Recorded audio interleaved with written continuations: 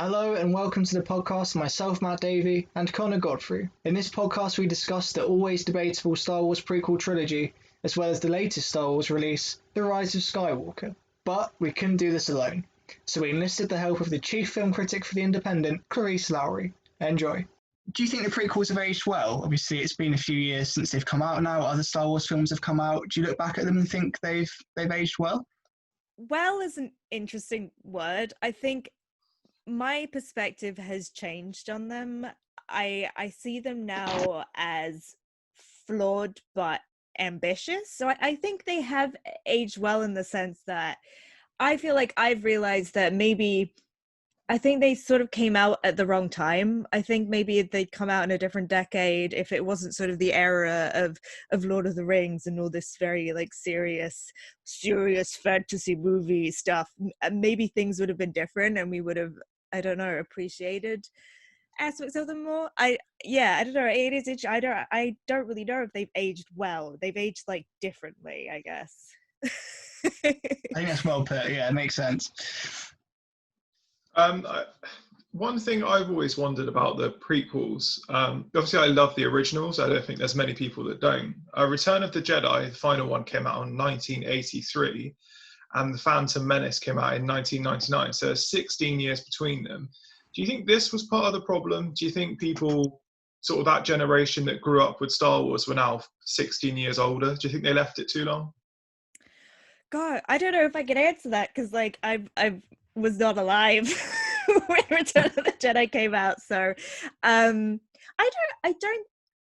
think the only impact of that sort of giant gap of time is that the expectations, I think, went a little bit out of control because I was alive when Phantom Menace came out and I was a little kid and I do remember the incredible amount of hype around it of like Star Wars is coming back. It's a little bit like when Force Awakens came out and that wasn't even so much of a huge gap, but like, do you remember when Force Awakens came out and it was all like, oh my god, Star Wars is back in your lives, everybody, like rejoice. And so I think like certainly for people who would have grown up with the original trilogy, I can imagine like the expectation, the hype levels were just unrealistically high, I would say. So how do you think, as a fan, or as sort of as a critic as well, how do you think they compare to the originals? Do you think they hold up well and sort of move into them really well? Or do you think, they don't compare too well when you consider that the originals are such classics? I have done the thing of watching them in chronological order, and you can see there's a real tonal shift, especially because I do the thing where you watch you watch the prequels and then you watch Solo and then you watch Rogue One and then you go into the original, and then it's seeing like how different these three sets of trilogies are and sort of the other newer spin-off movies tonally is wild, like very, very different moods. I think story-wise it's not jarring because the great thing about Star Wars is they are very like academic when it comes to the history of their own universe. So I find when I go back and sort of watch them all in order, I'm not going, ooh, but what about this and this doesn't connect to this. I think it is more just like, especially going from Revenge of the Sith to Solo, a Star Wars story, is a wild shift. It is wild. Like I enjoy it, it's fun, but it's like, whoo. How do you think, I guess we perhaps touched on it already, but even like the sort of the newer trilogy, again, it either seems like you're in the camp of you love this, or you, not hate's a strong word, but it's very sort of Marmite, you're one or the other. How do you think like the prequels compare to like the newer films? Again, is it the same sort of, not derision, but again, can you compare them? Well, this is the thing with the Star Wars fandom is I guess I'll say we all feel very strongly. We have very, very strong and powerful emotions. And I think that's what's interesting about the prequels is that all the sort of anger surrounding them, that the pure rage that was directed at everyone involved in the prequels. And you see this weird shift now where, oh no, now it's the sequel trilogy that is evil, and somehow the prequel trilogy is like good. And it's like it's very, very odd, I don't know, the sort of dynamics of fandom hate where it is ever shifting, and then like this thing is the devil, and then this new movie comes out and you're like, no, this new movie is now the devil and I hate it and it's the most evil thing and this ruined Star Wars. And it's like, how many different things can have ruined Star Wars? I would have thought Star Wars would have been like ruined when the holiday special came out. Oh. Like, I feel like that's the thing. Star Wars hit its lowest low so early that you're like, why are we arguing about anything having ruined Star Wars? Like, it's fine. We got over, like, we moved past the worst thing that can happen to Star Wars. So everything from that point onwards should be magical and amazing and just like, you know.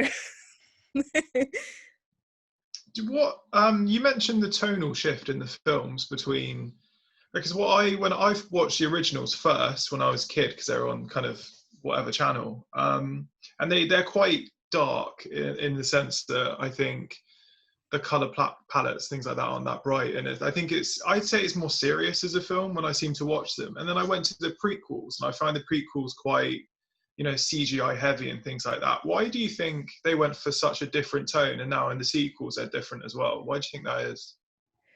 I think for me, it's all about the place in history that they're happening, because we're looking at, like, if you think about Naboo in Phantom Menace, this is like a thriving democracy. This is pre-Empire, pre all the darkness and the war and all the horrible stuff. And so you kind of enter this very sleek, shiny, like rich, like big buildings and carvings and very like elegant world.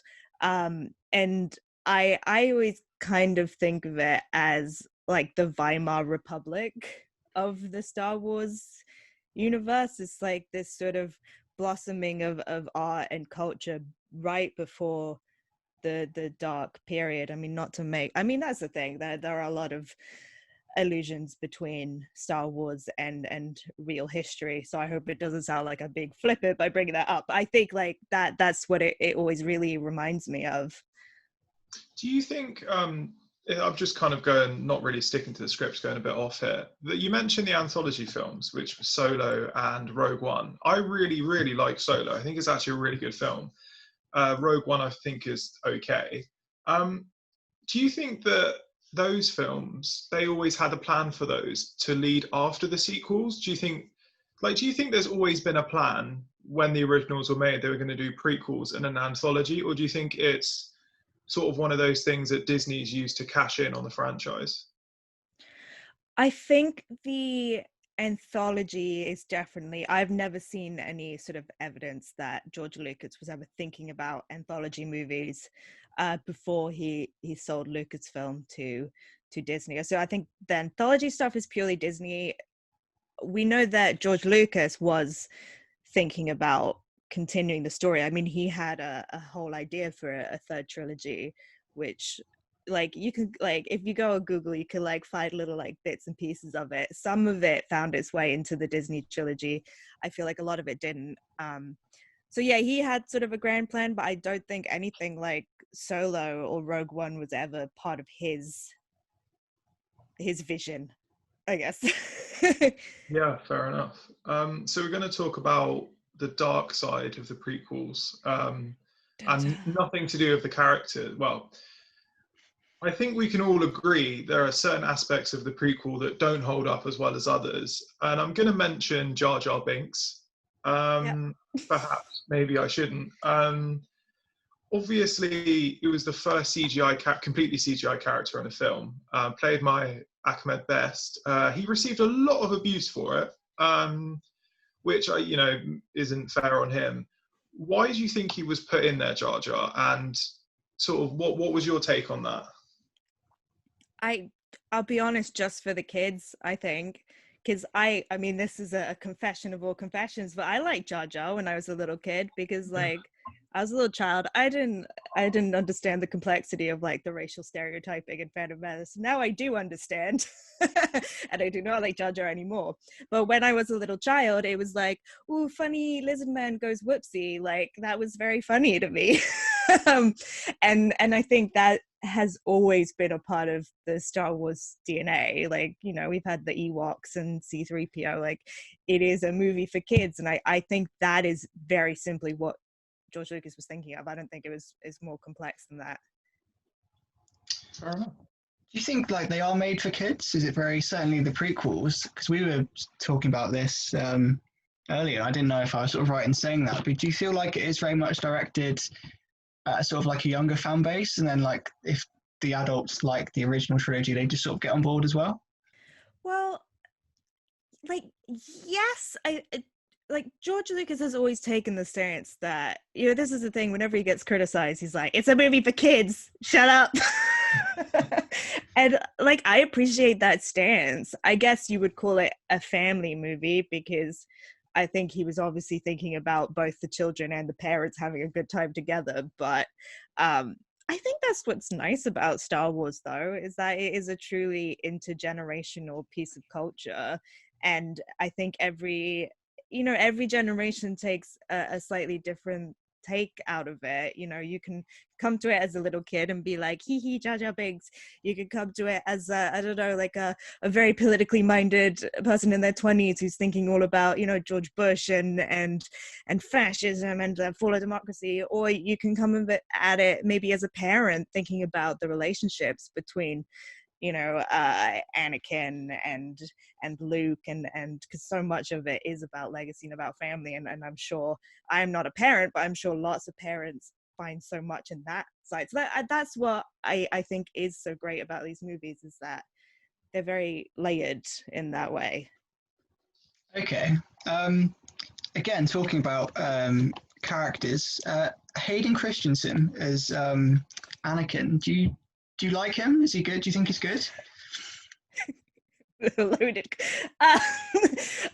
Look, I think Hayden Christensen, he did the best he could. I'll be honest. Like, I think the real problem is in the script. Like, how do you, even if you had, like, I don't know, who's the best actor? My mind's blank. Who's the best actor? Give me like the best actor. Pacino. Pacino, yeah. If you had Pacino trying to say, "I don't like sand," it's coarse and rough and irritating, and it's you know, that's the thing. I think, you know, he did what he could with the material. Yeah, I think some of the line readings are kind of clunky, but at the same time, it's kind of a tough character to do, because he was meant to be this both sort of very moody, serious, but like weighty, like sort of because he hates the Jedi because they're so immoral, and but also he's having to say all these like really silly lines about younglings, and you know, from my point of view, the Jedi are evil. It's like I mean, it's I guess that's my take. It's like, it's not a great performance, but like I don't know who would have done a better job, to be honest. Do you think it's like, is it a surprise that his career is probably like, it's not really taken off since then? He's almost disappeared, really. Like, he's sort of done Star Wars, and that's sort of it. I mean, he's done more, but like that we know, really. Yeah, I think he like owns a farm now, which I think is really sweet. I think he's basically retired, which honestly, like, good for him. He comes back occasionally for like the fan conventions. That's lovely. We're also happy to see him. But and I would not be surprised if a part of that was the toll of being in these movies and getting so much hate and getting so much flack online. I don't blame him. I just hope he's happy. I want only good things for Hayden Christensen. He seems like such a sweet guy. You sort of mentioned it already with the quote of, I don't like sand, it's coarse and rough and irritating, and it gets everywhere. The dialogue of the film is something I've sort of noticed. I mean, you mentioned it when you were a kid, you sort of like Jar Jar, and the dialogue was never something I picked up on when I first watched it, but since I've rewatched it, a lot of the delivery and the actual lines just don't really make much sense. Why do you think the dialogue was so maybe not rubbish, but doesn't hold up as well. Do you think that's partly George Lucas controlling all of it and not allowing much input from other people? Yeah, I think he's admitted in the past that he's maybe like not the greatest, like the most solid screenwriter. I guess is that famous thing that Harrison Ford said that I don't know if I can swear, but like, oh George, you can write this, but you can't say it. So yeah, I think it's sort of a combination of that, but I think also what's really significant is that George Lucas is like a visuals guy. He's like I guess he's the true definition of visionary. You can see in these prequel movies, he's so interested in like the mood and the sets and the atmosphere and the colors and the like everything that is non-verbal. I think the dialogue is sort of bottom rank in terms of importance, so that's why it's just, it's like he doesn't really care what the characters are saying. He's caring about the sort of context they're saying it in, I guess. Okay, so going on to like the prequels as a trilogy, what is your favorite prequel? What do you think is the best film of the prequels? Yeah. Is okay the best one or like my favorite? Both. I don't know. A lot of people say Revenge of the Sith, and I understand that perspective because thematically it's the most interesting, but like I just like Phantom Menace because I remember being 8 years old and watching that movie and just being obsessed with Queen Amidala's hair. I just wanted it. I wanted the big giant headdress so badly. And I think Phantom Menace it's just cute. It's nice. Like apart from the really problematic stuff, the other stuff, like the pod race. I love the pod race. I sincerely love the pod race. I think it's really fun. and I think it holds up as well. Yeah, I tend to agree. Sort of. Obviously, it's not all bad. The prequels weren't all bad. They got a lot of things right. I think my favorite thing about the prequels, rewatching them, is the lightsaber fights and the music. The score, I think, is really, really good. So what do you think the trilogy got right? Yeah, you're right about Duel of the Fates is sick. Yeah, I like that. I think honestly, I'm a costume person. Some of the costuming in the prequel trilogy is like off the charts amazing. And I think like the CGI has not aged so well just because it was made at that time where the technology was very much early days, very sort of shiny. Everything was just so very shiny. But I think the ideas behind, I think Naboo is like one of the most interesting places in the Star Wars universe. It just looks insane. It looks incredible. So I think sort of all the visual production design, costume design side of it is great. I sincerely love that. And I think the ideas are all there. I think if you look at the sort of general arc of Anakin's storyline and this idea of the way he presents the Jedi Council as not necessarily the heroes, because they go to Tatooine and they come to take Anakin, and he's like, hey, do you want to like free the slaves? And they're like, no, that's not our business, like that. And the way that sort of imprints on him and turns into an actual like deep-seated resentment, I think all of that is really interesting if you sort of look at the plot on paper, I guess. That's the thing. It doesn't always translate so well in the dialogue, but I think if you actually sit back and think about the story and everyone's character arcs, you're like, oh god, yeah, this is like really like kind of politically interesting, I guess, but also unusual. I think unusual for a Star Wars movie, for any kind of big family adventure, to have all these sort of conflicted morality. Sorry, that was a really long-winded answer. I'm sorry. No, that's great. Do you think they have, the prequels, like a rewatchable like ability about them? Do you think like if you have, I don't know, you want to watch a film, you have like 2 hours and you think, oh, I'm going to watch like The Phantom Menace or Attack of the Clones. Do you think they have that about them, or you just have to be, just a complete Star Wars fan or in the right mood? I don't know. If it was me, I wouldn't think, oh, I'm just going to watch Attack of the Clones. You know what I mean? I just don't think they have that sort of quality about them.